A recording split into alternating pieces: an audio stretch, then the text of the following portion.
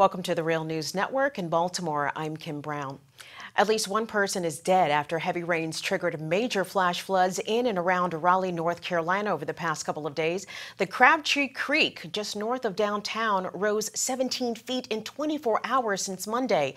Governor Roy Cooper said on Tuesday that, quote, "We've seen rainfall like we haven't seen since Hurricane Matthew." I must note that these recent rains in North Carolina were not triggered by a hurricane, FYI.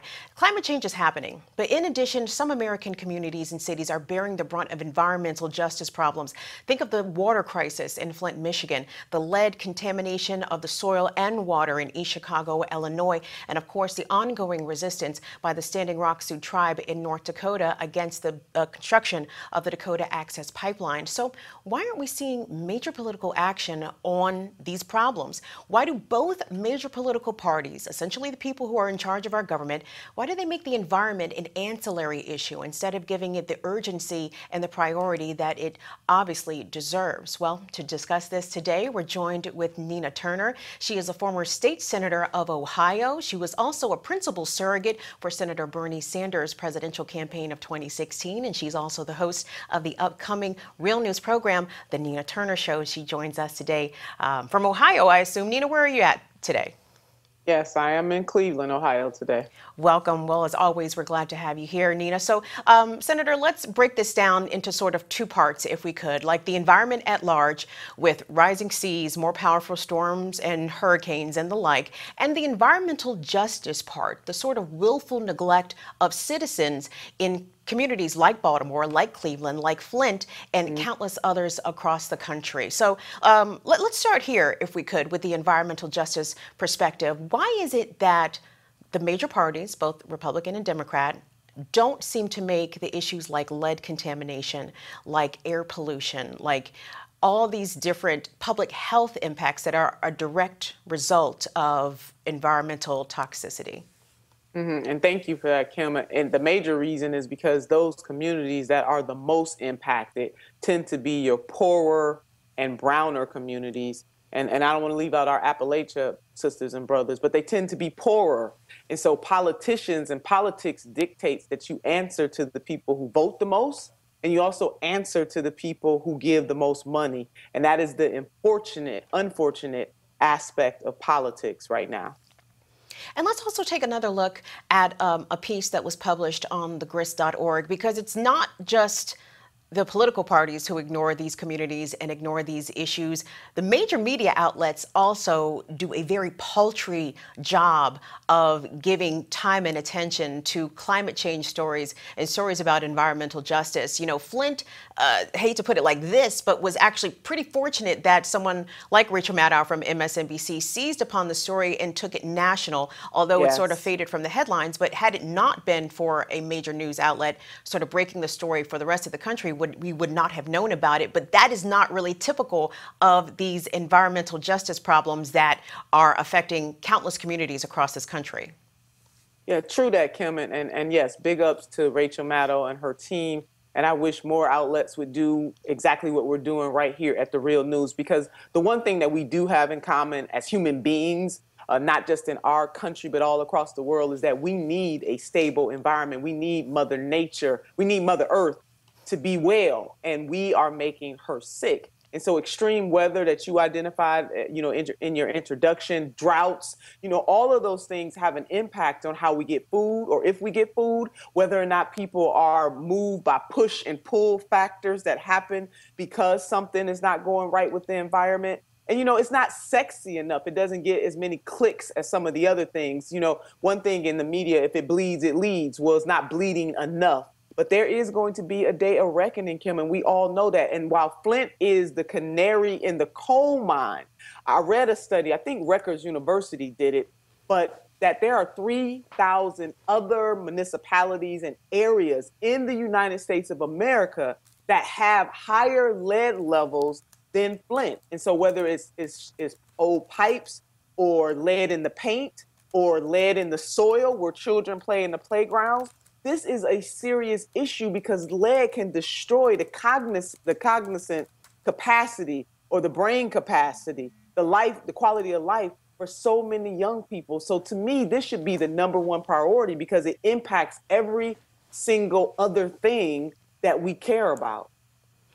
And Nina, that's an excellent point. As you noted, a lot of these frontline communities here in Baltimore, there's been a decades-long problem with lead poisoning of children in East Yes. Chicago, Illinois. They had to Cleveland close too, Kim. Cleveland too. Cleveland. Talk Yeah. about Nina. That's something a lot of people don't know. Tell us what's happening in Cleveland on the environmental justice front. I mean, lead paint, we have some of the highest levels in the country and even around the Cleveland Clinic. And I know many of your viewers have heard of the amazing, wonderful, tremendous Cleveland Clinic, which it is. But the communities in and around the Cleveland Clinic, and I use that for emphasis, have some of the largest lead contamination in the country. And nobody thinks about that. And a lot of that has to do with the faulty pipes. And so as we look at infrastructure reform, Kim, infrastructure investments, we know that Mr. Trump said that he wanted to invest about $1 trillion of our taxpayers' money into infrastructure. That is something that I could support because all of our major cities and areas across this country need infrastructure investments, starting with our pipes. We are killing our children and we're doing a disservice to future generations, but we're really doing a disservice to the children who are living and breathing on this earth right now. So, Nina, I want to talk to you about political engagement around these issues, particularly coming from communities of color. I was at the March for Science last Saturday, Yeah. and obviously the Real News, we are going to be present at the People's Climate March happening this Saturday, April 29th in Washington and cities around the country. Here's what I saw. I saw a lot of concerned white folks. I saw Yes. handfuls of people of color. I saw even fewer black people out there. Now, I know and you know that black communities and communities of color care about the environment that surrounds them. But I Yes. don't see us represented in these types of actions. So what is happening here? There seems to be a bit of either a messaging disconnect. I certainly don't think it's apathy from these communities. I know these places care about what's happening to them. But I don't see that type of representation when it comes to action on the environmental front in terms of bodies in the street, feet on the ground. What can we do to engage these communities in the sense that they are viewed as a political force to be reckoned with when it comes to the poisoning of where they live? Yeah, I mean, it is a messaging gap. I think that's part of it. And then it's not knowing. There's a scripture that says we perish from the lack of knowledge. And we, the collective we, those in the movement, must recognize that they have to do more to bring a little pop of color to this movement, but also do more to communicate what is really at stake. And I believe, like you do, that if these communities had more information and were able to connect the dots about why that matters to them, why they should be concerned, from whether or not it's their children being poisoned by lead or the fact that the infrastructure in most of these major cities are so old that we have to act right now, is really about getting that information, that knowledge to them. And I would argue that the political class has even more of a responsibility, that when they're out there holding these community forums and these town halls, they should be taking the lead. But we're going to give big ups, Kim, to the activists community out there. They're really trying to spread the word. We need to have more partnerships with our churches. As you know, in the African American community and in the Hispanic community, church is a communal activity. So I think if we bring in some other stakeholders like our faith-based community, that would go a long way into spreading the word and connecting the dots. Because what we have to say to people, we have to draw the picture or put down the breadcrumbs, if you will, as to why it should matter to them. Why is it connected to them? And I don't think a lot of that work has been done yet. But we can do it. We should do it, and we must do it, because those communities are the most vulnerable. When we talk about political accountability, Senator Turner, I am put in the mindset of Bernie Sanders' presidential campaign, where he spoke quite often about the need to address climate change and make it a priority. I don't know about Cleveland, but I know here in Baltimore, there has not been a whole lot of accountability for the lead poisoning crisis, as I said, going back decades. Mm-hmm. No one's ever Mm-hmm. been voted out of office because they didn't do enough action around lead testing and lead poisoning prevention. So Mm-hmm. how can we make this an issue that politicians and elected officials will be held accountable on? And how can we help to make it more of a priority for the two major political parties?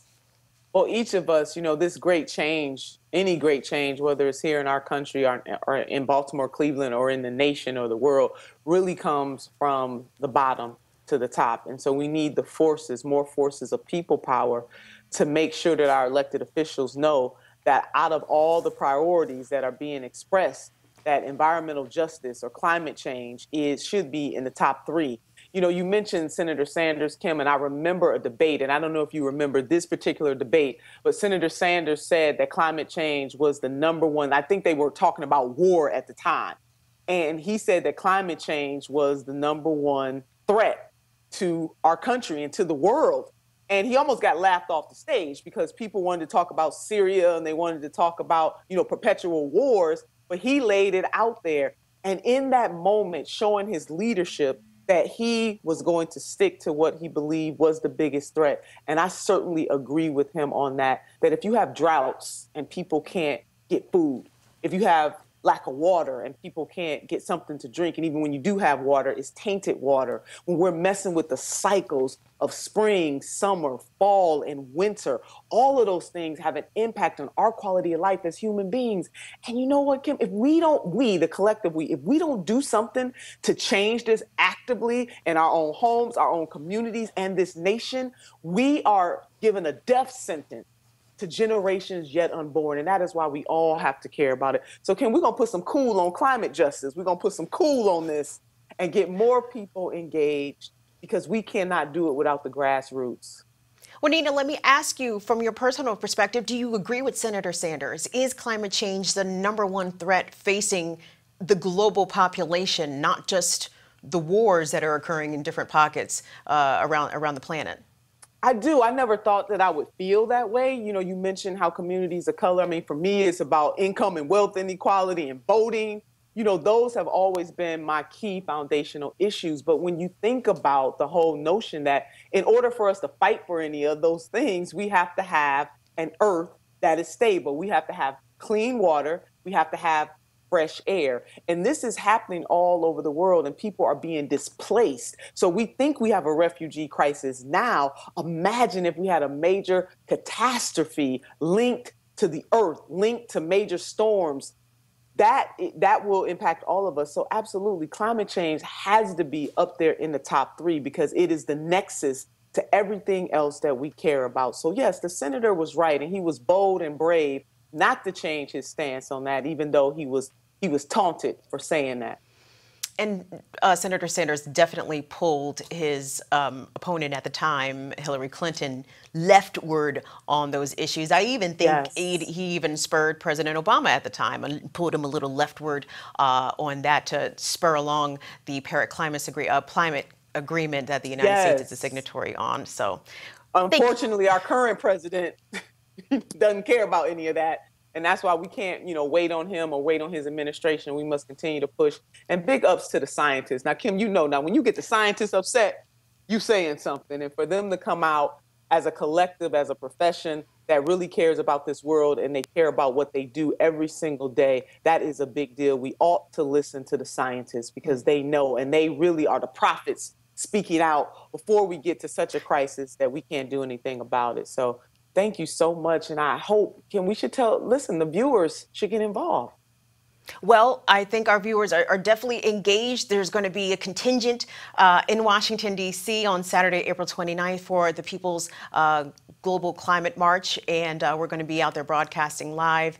And this past Saturday for the March for Science, as you said, Nina, when you make the introverts mad, when it turns into Revenge of the Nerds, you may have a problem there. There it is. Absolutely. And I called scientists nerds lovingly, by the way. So we've been joined today with former state senator of Ohio, Nina Turner. Look for her upcoming program, The Nina Turner Show, right here on the Real News Network. Senator Turner, as always, pleasure to speak with you. We enjoy having you here. You too, darling. Thank you so much. And thank you, Real News, for bringing the real news that people can use.